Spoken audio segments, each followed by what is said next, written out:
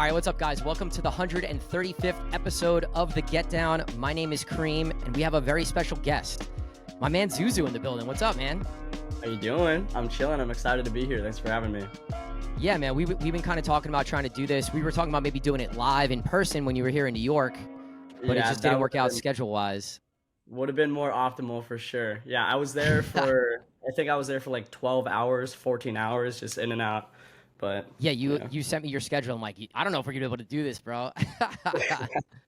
This is also the first podcast I've ever recorded without a co-host. So Gary W's not here. Sometimes my boy Ferrari will come on and co-host with me. So this is something new for me too. Awesome. Yeah, I'm excited. Dude, I'm excited to have you. So I want to talk a little bit about kind of how you started and where you came from. So you're from Hawaii, and I know a lot of the articles and different things I've read have just like talked about how much you're proud of being from Hawaii and you want to be one of the first like big artists to make it from there. So tell me a little bit about home and why it's so important to you. Yeah, so I'm born and raised there. And growing up, like even now, the nightlife industry like isn't super huge. There's honestly like 2 or 3 actual like club venues. I don't know, like growing up, like I didn't really get to see a lot of big artists come and visit Hawaii just because it's so small. Like you're literally in a capacity room that has like 1,000 people that it can hold, or basically like a football stadium or a festival type of situation. So yeah, I moved out of Hawaii when I was like 17. I moved to San Diego. And then like Irvine, Newport, Orange County area. I moved around a bit when I was like 18. And I was doing video production then. So I originally moved out there. I worked in Hollywood for about a year. I worked in a restaurant, did kind of, a bunch of things. And then I slowly started getting more into the nightlife industry. I met this buddy of mine, Cal, and we used to throw like underground rave events and stuff in downtown LA. And that was like more how I started getting into the nightlife industry, and then started transitioning more into DJing. And then about a year and a half ago, I moved back to Hawaii. So I still live there right now. I don't go back as often as I would like to, just because I'm touring and it's far. And yeah. That's cool, man. So tell me about the scene there a little bit, because I'm interested to know. I know you said there's like either the huge stadium or the 1,000-person clubs, but are there a lot of clubs that are at least booking like high-level local talent? As far as high-level local talent, there is a lack of that, just because I feel like a lot of people that get to a certain level end up leaving because there's more opportunities in, like New York, Miami, LA. So the guys that are still there, they're doing a million other things as well than doing, like local DJing, because there's just not enough spots, and, there's not enough clubs and bars that people can kind of be able to pursue it. There's not really like a path that's there. But more recently, like we have a couple bigger promoters that have came in and have been changing the scene like drastically in the last like 2-3 years. It's just harder for them to get bigger talent to come because, like I'm talking like the second like biggest like known club there is called like Hawaiian Brian's, like HB Social, and that cap is like 550 people. Right. So it's tough to bring pay. out. I mean, yeah, like financially, that like doesn't make sense unless the club is the one that's bringing that artist there. Like if you're a promoter and you're, paying a fee for the venue, and then you're a promo fee, and then you have to bring the artist all the way out, like tickets are either going to be insanely expensive to come and see that artist, or they're just going to break even or even lose money in some cases. Yeah. So it's a tricky situation. A lot of the artists that do end up coming do it for like really cheap just because they want to come and like do a show for their fans there. And a little bit of a vacation as well. Yeah, that's what I was going to say. It's not a bad place to be stuck for a weekend.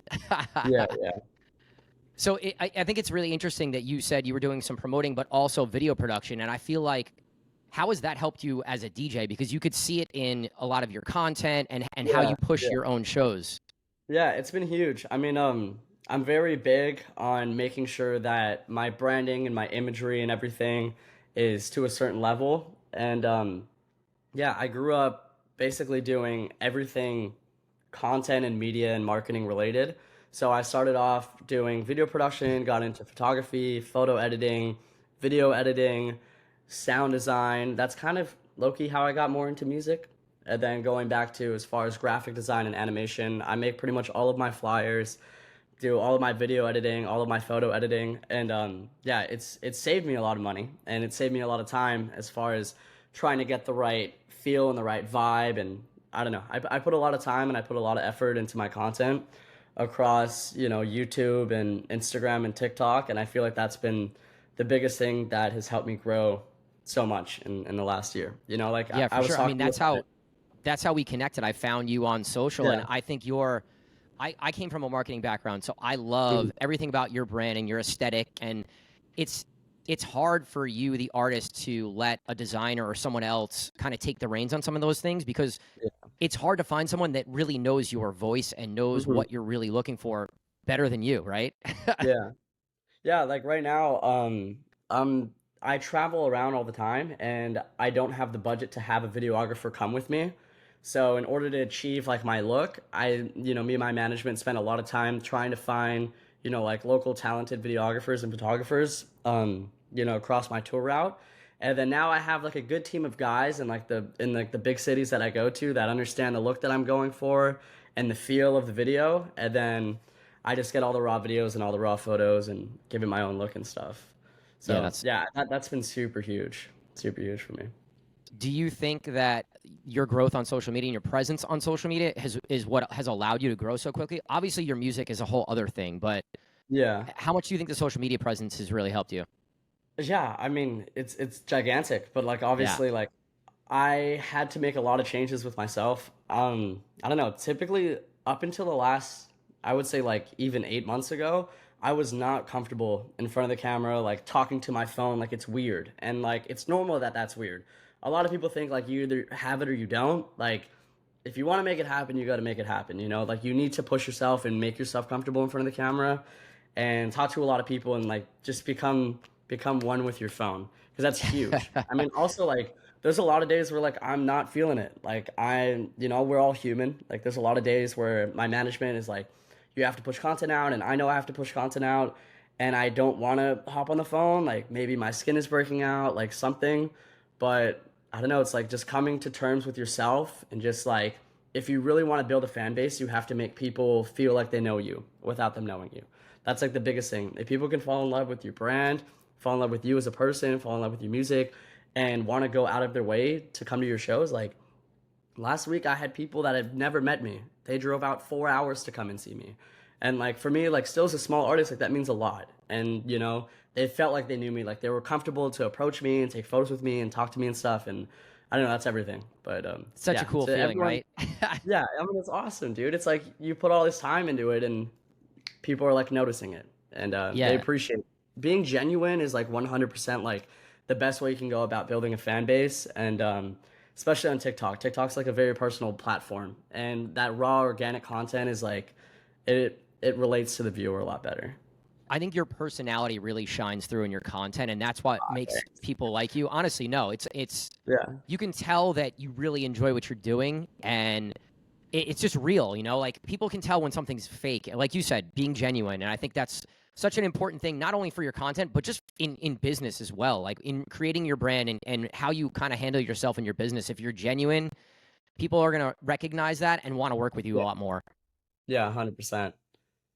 Um, yeah, I don't know. I get a lot of messages of people that are like, "What do you think is the biggest thing?" And I don't know. A lot of the artists, they're so talented, and they're just trying to rely on their music to blow up, which is like obviously it's very important, but like in this day and age, like you have to take everything off. Like the music needs to be there, like the vibe in a way needs to be there. Like you have to have like clear branding. You have to basically give these people reasons to follow you and reasons to want to join you and feel like they know you is huge.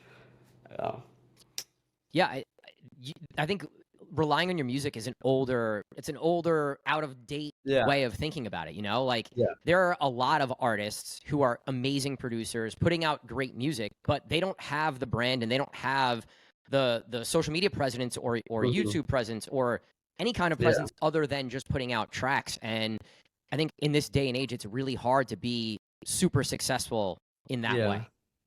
yeah. It You, can be you done, kind of but have it's harder to do it, for it. sure. It can be done, but like when you're starting out, man, like you gotta give everybody a million reasons on why they should believe in you and why they should be a part of you and why they should follow you. And I'm realizing now too, like just from what I've seen on my end of the industry, a lot of like the labels and agents and management, they're not willing to put in the extra work to try to find somebody that just has the music and try to help them build everything around that. They want to find the guy and they want to sign with the person that is kind of figuring it out on their own. And like, like if you're in the position where you don't need them, that's the position you need to be in, to be honest. Because it sucks to hear, but there are like a million guys out there that make amazing music. They make awesome music and they're lacking all the other things. And if you could just bridge that gap as much as you humanly can, get out of your shell.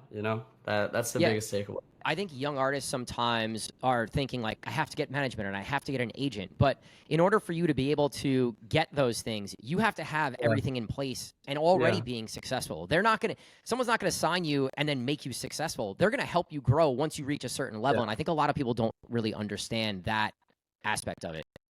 Yeah, I agree. And I don't know, for the way that I felt for a while, especially like my first 6 months starting out, in my head I basically told myself like I'm not an artist. Like I'm not a DJ, I'm not a producer.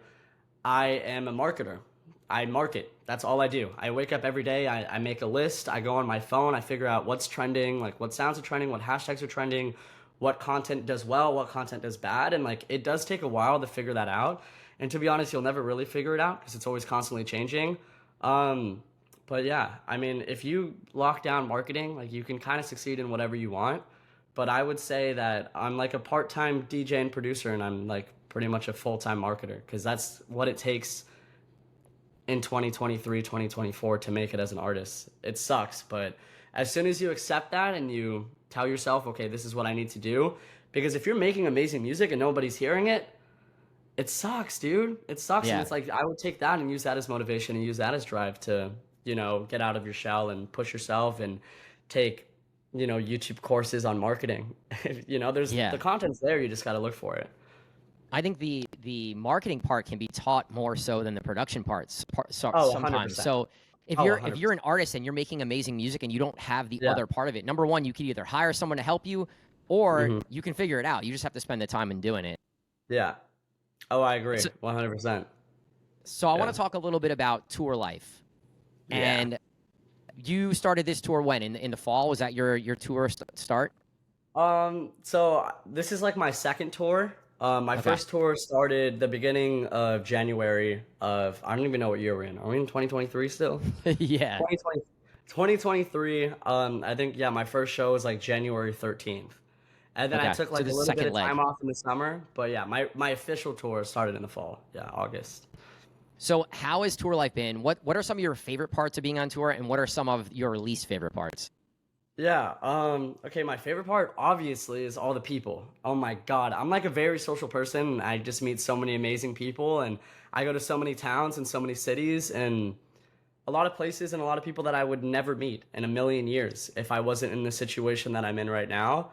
Um, it puts a lot of things in perspective to understand and see where people live and how many people are actually out there. Like it's insane. Like when you're traveling constantly in all these other random states and all these small cities, like it really goes to show like how huge this world really is. It's insane. Like when you're staying at home and like you see online, you can't really fathom how big the world actually is until you're traveling and you're constantly flying back and forth.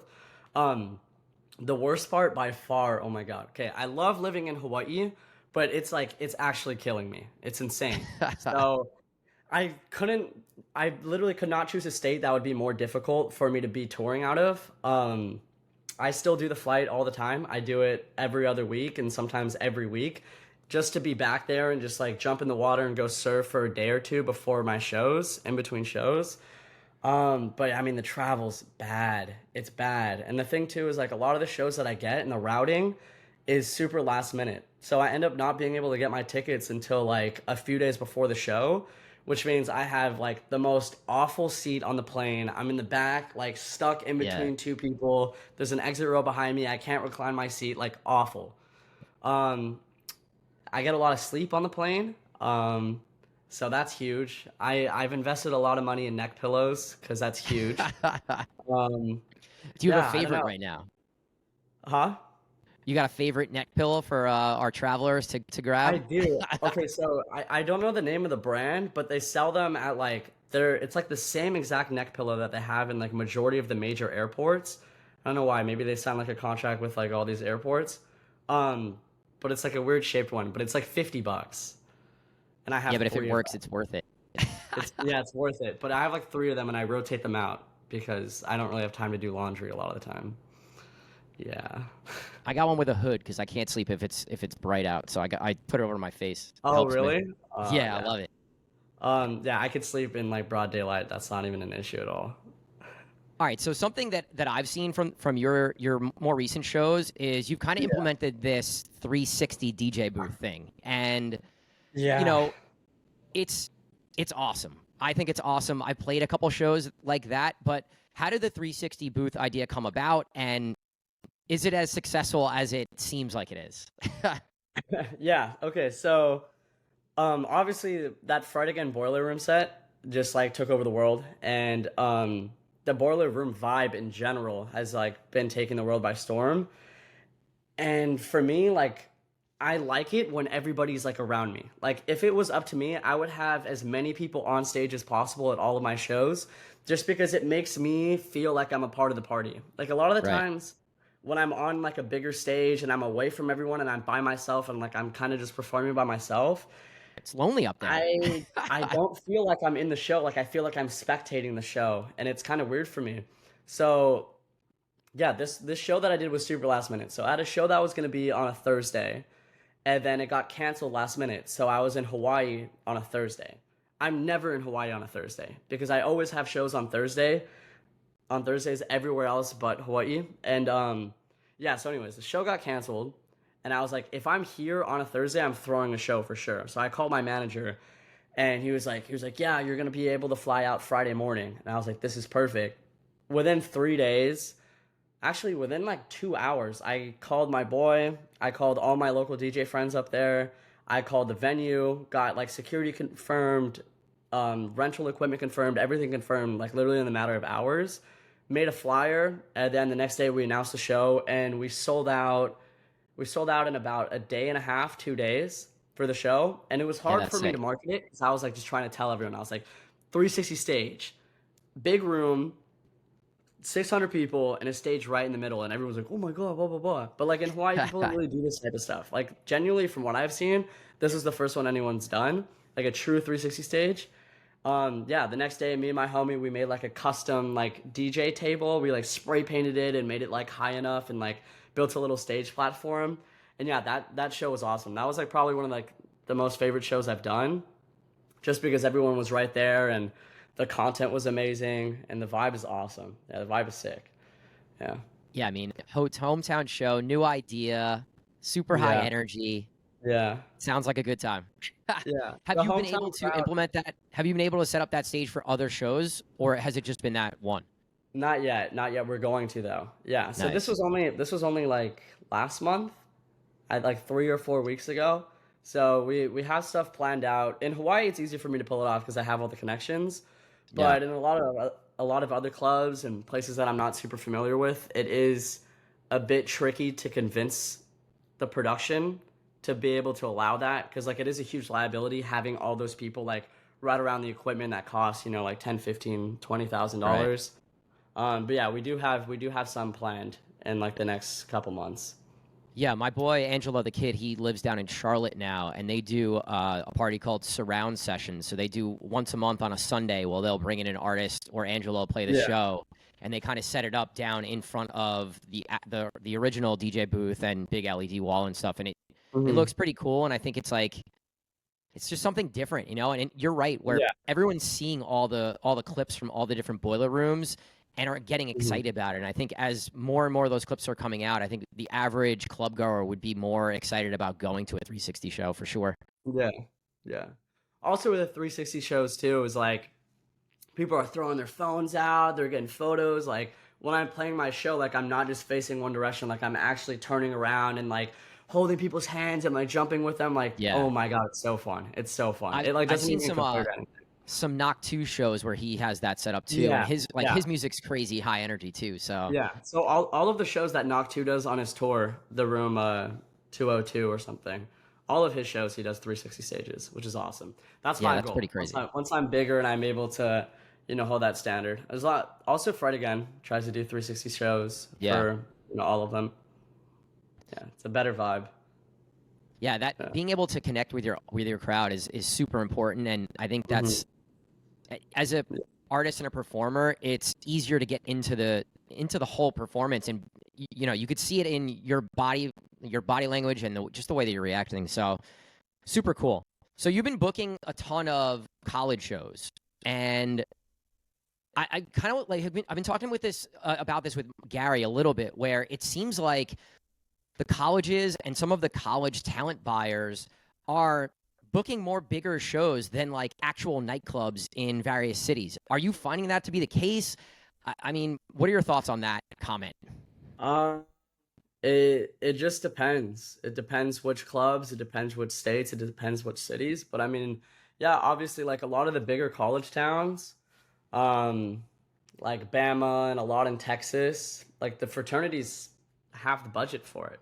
Right, like And if they those are the have the talent budget, buyers, the frats and sororities, which is I crazy. know, it's insane. I wouldn't say.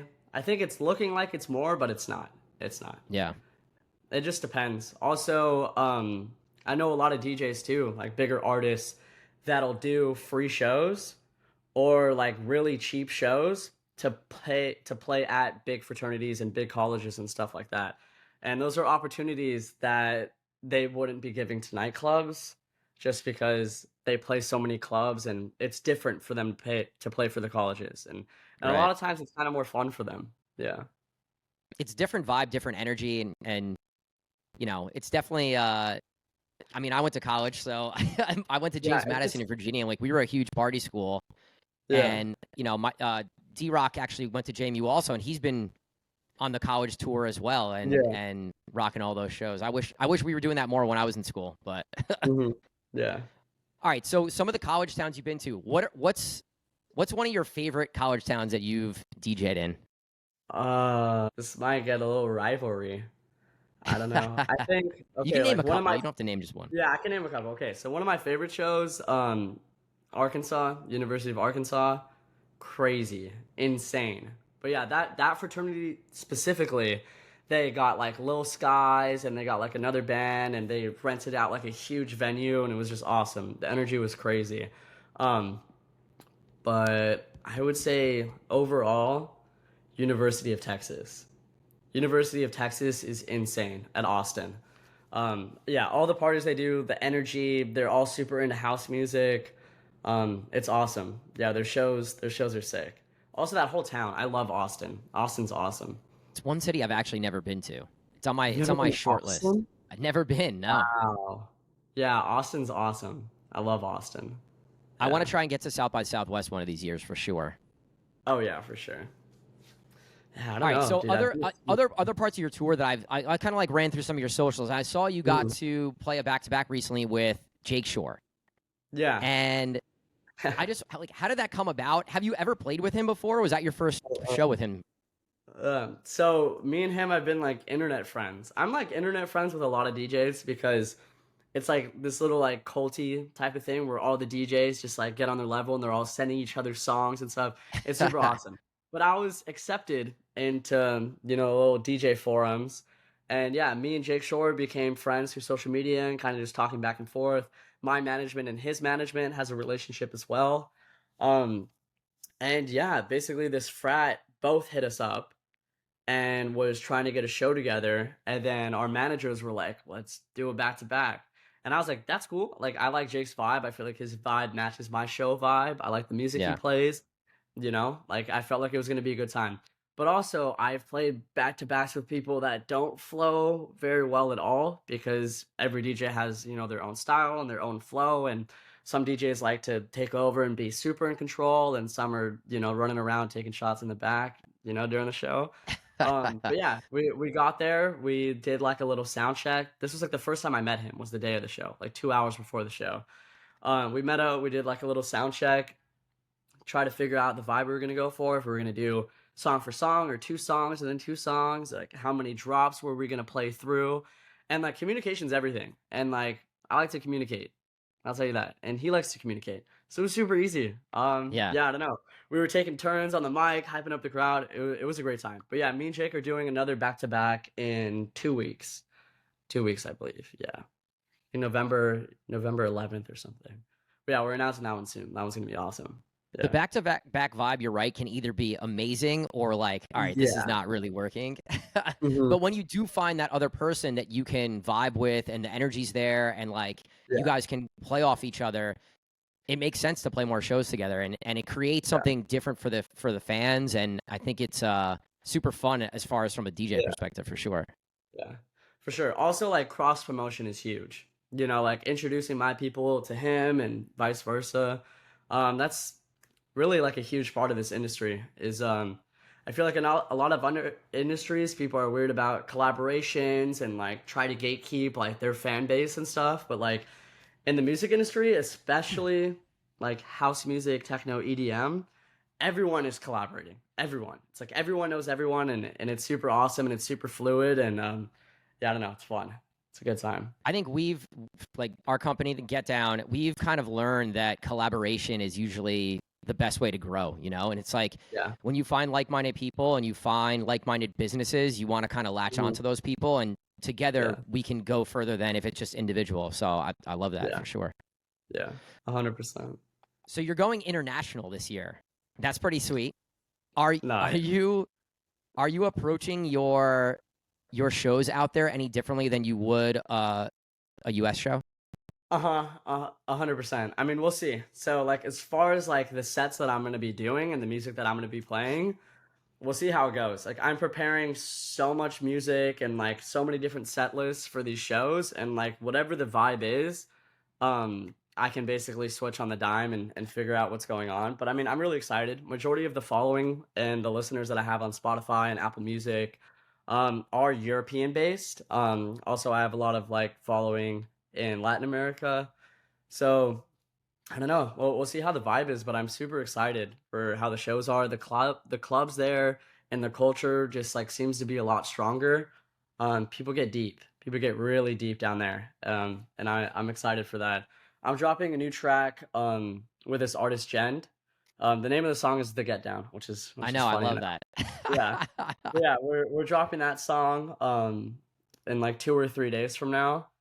And yeah, he lives in Austria. So he's got that, European vibe, and he shows me a lot of clubs out there, and it looks super awesome. So we'll see how that goes, but I'm excited. Yeah, definitely something different. I think you're right. Like the vibe seems to be a bit deeper where it's maybe a little less like mashup culture and kind of you can play more Yeah, original type stuff, but yeah. I don't know. It's Got very got deep, and I'm excited yeah. because I want to go as deep as I can. That's the only drawback for me playing a lot of college shows, is a lot of them aren't there for you. They're there because, they support that frat, or they just want to party and they just want to have a good time. Sometimes they want to just stay on the side where they're more comfortable with and the more mainstream stuff. And sometimes the later the night gets, people want to get really deep. Yeah, it depends. But Europe, I don't know. I have high expectations for Europe, so we'll see. Yeah. You should, man. I'm excited for you. That's going to be awesome. So you mentioned your song, The Get Down, that's coming out. We'll put the pre-save in the show notes, and That's it. we'll also add the just the Spotify link or Apple Music link once the song comes out for sure. Cool. But Appreciate it. so that track is a little more Latin house vibe, right? I was listening to it earlier. Yeah. And then you've also made tech house, and you also made kind of another track that you made was sort of like it was like housey Latin house, but it also had like a stutter house vibe. So Mm-hmm. where do you see your music production going? What's kind of like the vibe you're really trying to Yeah. achieve? So, I feel like if there's a lot of artists watching this, you may find this relatable, but I feel like when you start getting into producing and you start making tracks and you're deciding which ones you should drop, I feel like a lot of people overthink what their sound should be and trying to stay consistent with a certain sound. And for a minute, I was like that, and then I was like, screw it. Like, if I think this is cool, if people are messing with it, like, whatever, I'm just gonna drop it and kind of like make whatever my little heart desires. And I don't know, like my newer stuff, like a lot of my unreleased is like kind of dark, like techno, Nice. like really clubby stuff. And I don't know, I just think like if a sound is dope, it's dope. Like I've been going back and forth. Um, I don't know. I don't know. We'll see. I like experimenting with different vibes. Also, like I play a lot of different shows, and ideally, I want to make the music that I want to play during my shows. So if I'm playing, like a more like beach day club vibe, I have originals that I could drop. If I'm playing like some crazy techno club in Berlin, I have an original that I can drop. For I sure. like a bunch of different vibes. Also, like the music I listen to is like an insane spectrum. Insane spectrum. I listen to everything under the sun because I can get down to it, you know? Who are some of the artists that Um, you really like? oh my God.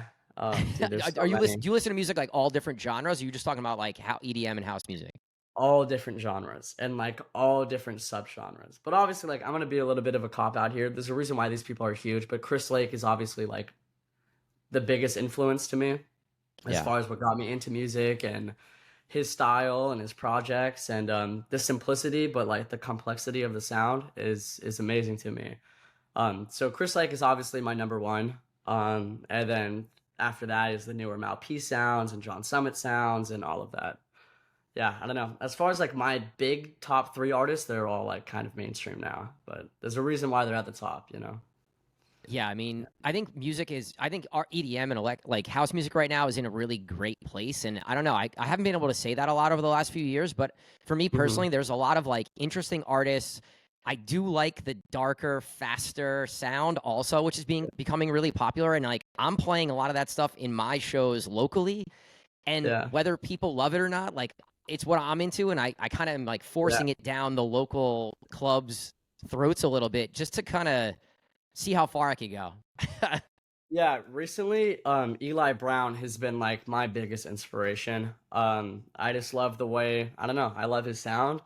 It goes insane in the clubs, and it Yeah. just like it feels right. You can kind of just sit there, and you look around, and everybody's also just on the same wavelength. And yeah, I don't know. Eli Brown is a huge one Yeah, as well he's for me. killing it too. I think just Yeah. as an artist, when you have constrictions like I have to make this genre, I have to make this BPM, Yeah. you're less creative, you know? And for someone like you that likes different types of music, why not produce different styles of music, you know? I think that's Hmm. uh I think that's something that young producers kind of get stuck in like, oh, well, Chris Lake has a sound, so I have to have a sound that's one thing, you know? But I don't think Yeah. it has to be that way. Yeah. I mean, even Dom Dalla, like he's going all over the place too. With his vibes and his music as well. Especially like the newer, like Saving Up I love that compared track. to, yeah, I know, but Saving Up compared to like Eat Your Man that Yeah, he dropped like a couple months prior, like completely different vibes. for sure. I mean, if it works, it works. Like, who cares? You're an artist. Like, if you're a painter, all your paintings don't need to be the same color palette and have the same vibe to it. For sure. So just on the music production side, what's some advice that you can give to a young producer who, maybe is just starting production or just released their first track? What's some advice you can give them? Oh, wow. I don't know, just be patient. Like I would say my first 5 months getting into like music production sucked. It was awful. Like it was so frustrating, and I was just like, I don't know, I wasn't having any fun. I thought, if you're getting in and you're learning a new software and you're starting to figure out how to learn and make music, like it's really fun. It was not for me. It was awful. It was so bad. I would just get frustrated and I would hear sounds and like I wasn't able to understand how that sound was made and how to translate that and how to replicate that in my own way. But then you hit the 6 month mark and then you start figuring it out and you start developing your own sound. That's another huge thing too. Is like I would say pick like three sounds, like maybe like your top three artists or top three songs that you want to start making music like, and try to achieve that sound. Because the thing is, like the odds are you won't, but that's a good thing because then you're gonna end up making your own sound, you know. But yeah, now I'm able to get in the software and like actually have fun and like be creative and be like and be rolling through it and be able to make a song in a day. That's the fun part. And just like look towards that goal and just focus on like, okay, whatever. Once I figure out and I learn all of this stuff, like it's not gonna be fun, it's gonna suck. but then I'm gonna be able to have a lot of fun. And now I have a lot of fun. Like I'll just be sitting on the plane. If I'm chilling, I'm like, oh, okay, I got a couple hours. Like I'll go through. And also like the more you stack, like all your samples and get more plugins and all of that stuff, you have a lot more creativity and it's super fun. Also collabing with other artists is huge.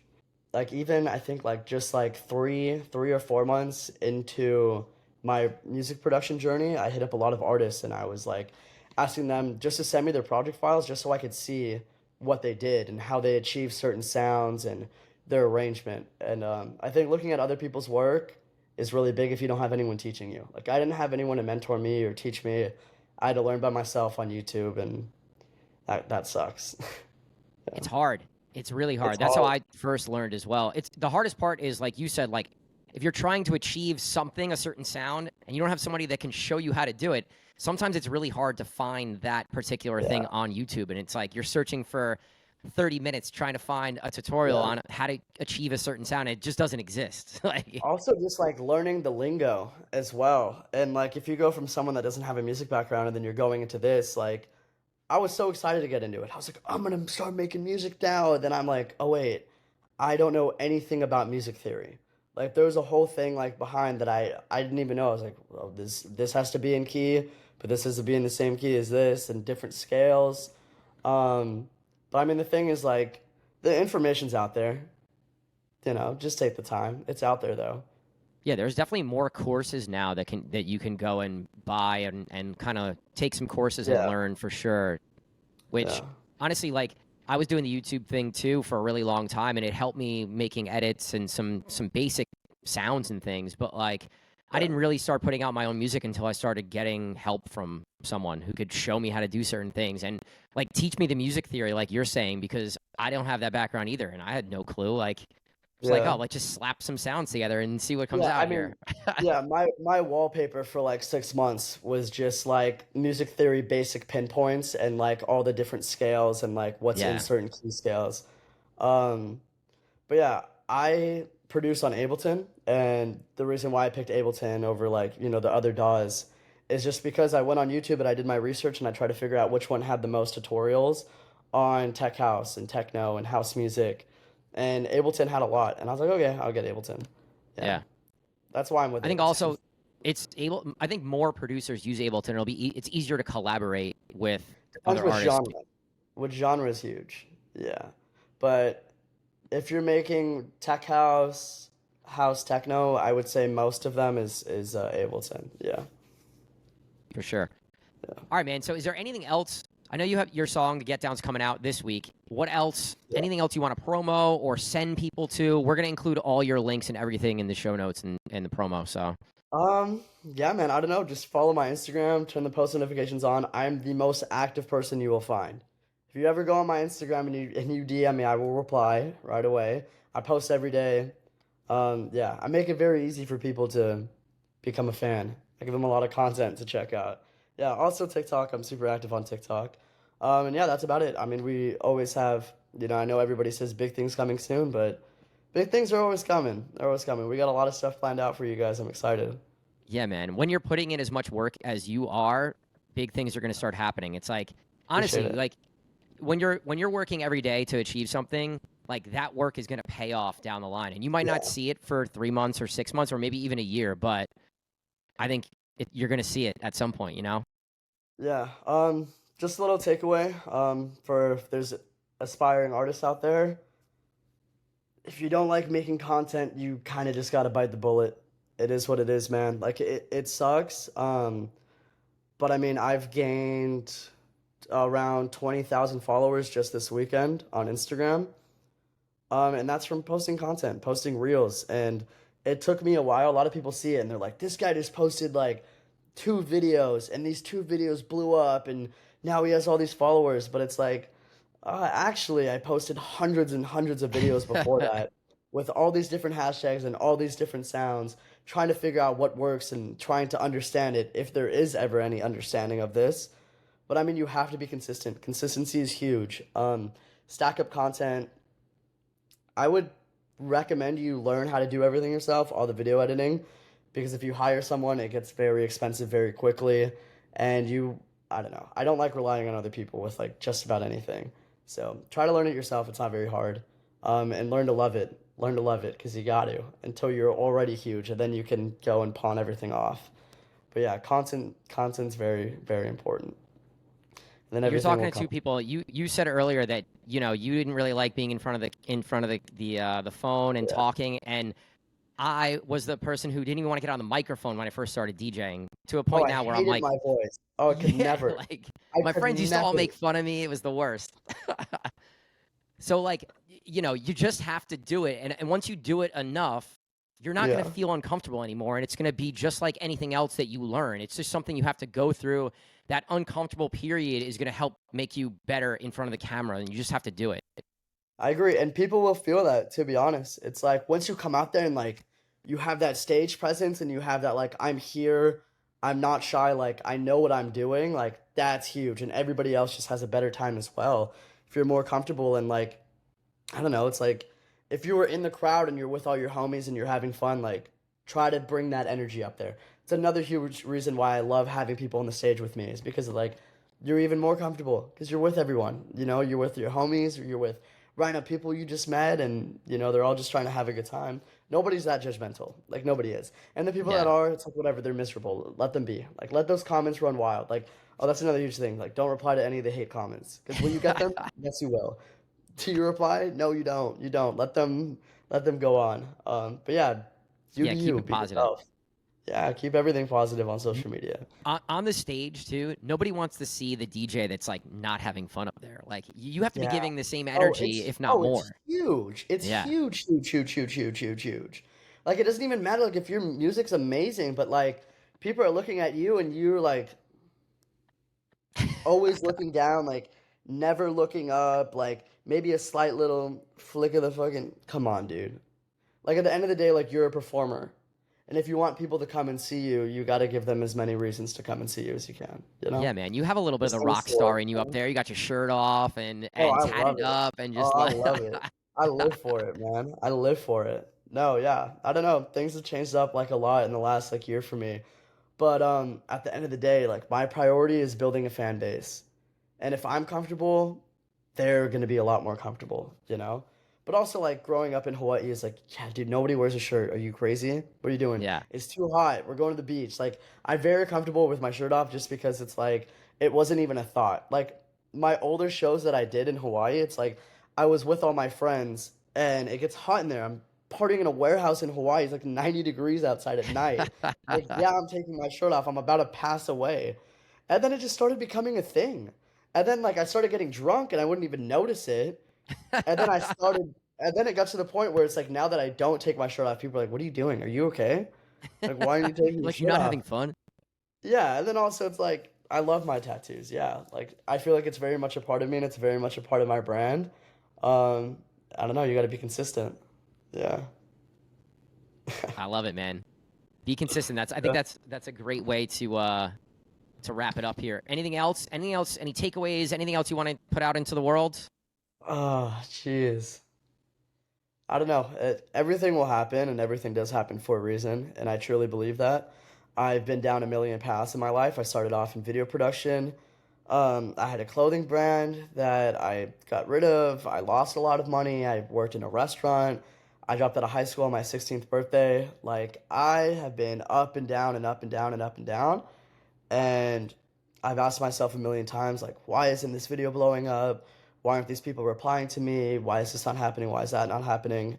And the biggest thing you could do is just put everything on yourself and don't leave it up to chance and don't leave it up to other people to bring you to where you want to be. If you want to get big and you're sitting back and you're like, my music's there, but like I need X, Y, and Z and I need these people to hit me back, like don't rely on anybody.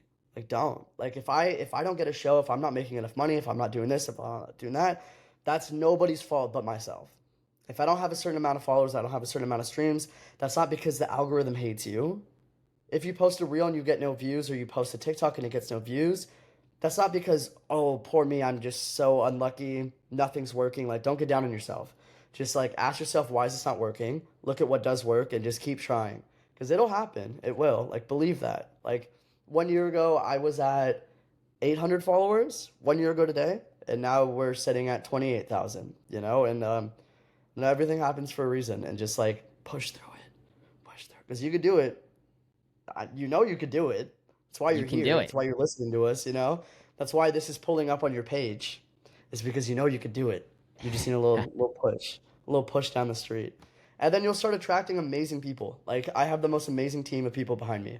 Like I have like all my friends and all the people in the industry. Whenever I post stuff, they repost it and they comment. And if you're putting out good energy and you're making it very clear to people that you're trying your best and you're doing well, people will believe in you and people want to join that, and people get attracted to success, and people get attracted to people that put in all the work, and they want to be a part of the journey, and they want to say that they knew you before you were big. They want to say that, so just give them every reason to. That's all. We're getting deep, huh? I love it, Yeah. man. I love it. I love it. I think that's a great place to end, man. Zuzu, Yeah. thank you so much for joining us today. Boy, thanks And for having me, listen, man. new track, The Get Down, out this week. Go check it out. Go Yes, check out his sir. music. He's got dope Yeah. music. Remixes, originals. Go check out his music, SoundCloud, So Spotify, many. all the places. We're dropping 2 tracks every month. A bootleg remix on SoundCloud and an official drop on Spotify and everything. Every month I'm dropping 2 tracks because we're putting the work in. We're putting the work in over here. I But like yeah, it. thanks for having me, man. I appreciate Put it. that work in. Put the All right, work guys. in. Thanks for listening to this episode of The Get Down. Talk to you guys next time. Peace. Peace out.